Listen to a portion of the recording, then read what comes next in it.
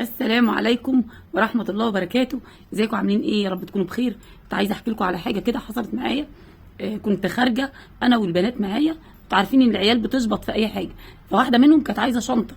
هي كده كده هيجي لها شنطه عشان الدرس، بس مسكت في شنطه. الشنطه دي رخيصه جدا، تمام. الشنطه عمليه، يعني مش هقول لك ان هي وحشه، لا الشنطه حلوه، بس انا اخدت فكره كده ان هي مش هتقعد معاها اسبوعين بالظبط. وانا بصراحه بحب اجيب الحاجه تقعد السنه، علشان مش كل شويه هننزل نجيب. انتوا عارفين الدنيا عامله ازاي يعني. المهم جبنا الشنطه، وبعد ما جبنا الشنطه حد شافها وهي لابساها، فقال لي خلي بالك اللي على الشنطه ده طلاسم. بامانه هي مش متجابه اصلا علشان الطلاسم اللي عليها.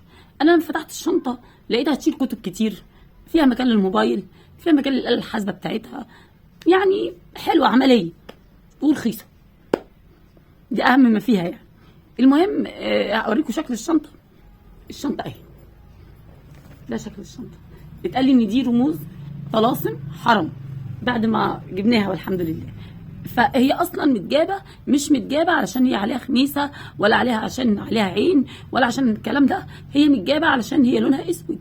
هي كانت عايزه الشنطه سوداء، فالشنطه مش هينفع تبقى عامله زي الشوال، يعني لازم يبقى عليها اي رسمه. فلما اتجابت كده اتقال لنا ان ده حرام، بس هي بامانه هي مش متجابه عشان كده. فانا مقلقه كده، تلبسها ما تلبسهاش، تلبسها ما تلبسهاش. في الاخر قلنا ايه، الاعمال بالنيات. واحنا لما جبناها على اساس ان ده شكل، مش حاجه بتمنع. يعني ما فيش خميسه بتمنع حسد، ما فيش عين بتمنع حسد. يعني الحافظ هو الله، وربنا يحفظهم جميعا يا رب من كل شر. ربنا يحفظ لنا اولادنا، والشنطه هنلبسها علشان احنا مش جايبينها اصلا علشان هي عليها خميسه هتحمينا من الحسد، ولا ربنا يحفظ ولادنا يا رب. الله خيرا حافظا وهو ارحم الراحمين. عايزه اشوف رايكم في الكومنتات.